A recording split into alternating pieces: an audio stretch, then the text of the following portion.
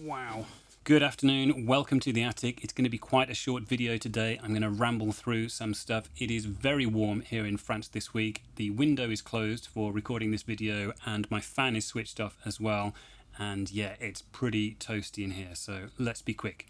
Instagram, love-hate relationship. We all hate Instagram to a degree. Even though we keep using it, we rely on it for engagement, we rely on it to share our work, get a bit of feedback, get ideas, and yet the switch away from the chronological feed, the adverts, and just some of the practices by Facebook have really kind of soured the experience to a degree. I want to talk today about something that really bugs me, and this is the prevalence of feature and community accounts, and particularly those that steal content and post and repost content that doesn't belong to them without permission. You know, these accounts spring up and they're like, oh, let's build a community, and then suddenly, yeah, they're selling t-shirts, print-on-demand mugs and crap like this. It really annoys me. I've seen a fair number of my images used over the years, back when I was shooting a lot of parkour and back when Instagram was mostly about photography rather than, as it is now, all about video. Yeah, my annoyances still remain, even though personally I don't get so much stolen anymore. Now, the Explore page is an interesting place, and Adam Mosseri, the head of Instagram, wrote a blog last week about this, and he talks about how it works and trying to give a bit of information and be transparent about how Instagram's processes work. There's no major revelations. He said he was seeking to correct a lot of misinformation out there, but I think, my understanding was, from what I read in the blog, it works pretty much exactly as I expected it to work. Certainly the revelations, or not, about the Explore page, nothing came as a surprise there. And what frustrates me is that on my Explore page, at a quick glance, about 4 in every 10 or 11 posts on that Explore page are feature or community accounts. And what's really annoying is that if you click through to one or two of them, eventually you will find one that says, oh, DM for credit underneath the photo. And accounts can't be more blatant when it comes to stealing content.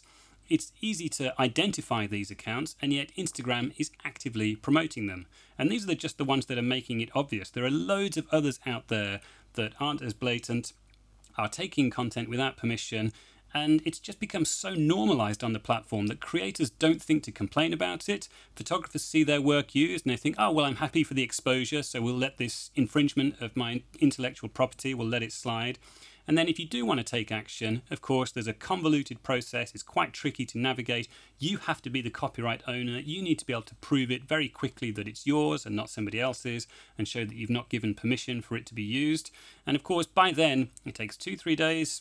You might have seen it late, and of course by then it's had tens of thousands of views. These community and feature accounts have 50,000, 100, sometimes 150,000 followers on the accounts that I see, and others will have 10 times that, no doubt. And if a post has been up for 3 days, it's had 99% of the views it's going to have before your copyright strike can get in there. Now, what's frustrating is that Instagram's terms and conditions lay out that you cannot post other people's content without permission. Instagram is not Tumblr. Tumblr was a place to post other people's stuff and curate a feed.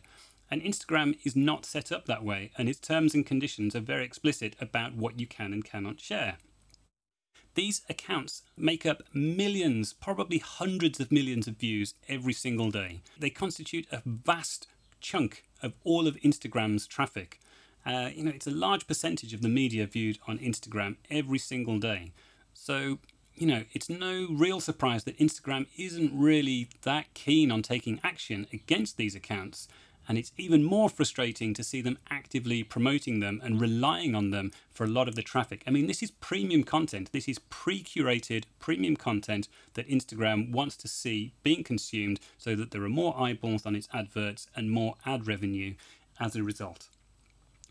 Now, you'll notice there is no reposting feature within Instagram. It completely relies on third-party apps, and this idea of reposting someone else's content has been completely normalized, and it is promoted to such a degree, and it creates a vast chunk of the content on the platform. Instagram could take steps to prevent it. The technology is out there. I wrote an article about this and someone pushed back in the comments saying, oh, it's easy to suggest that programmers and algorithm designers can just come up with a solution for this. But there are steps that could be taken. Ematag has a process which embeds an invisible, undetectable watermark in an image and allows you to find it on the web.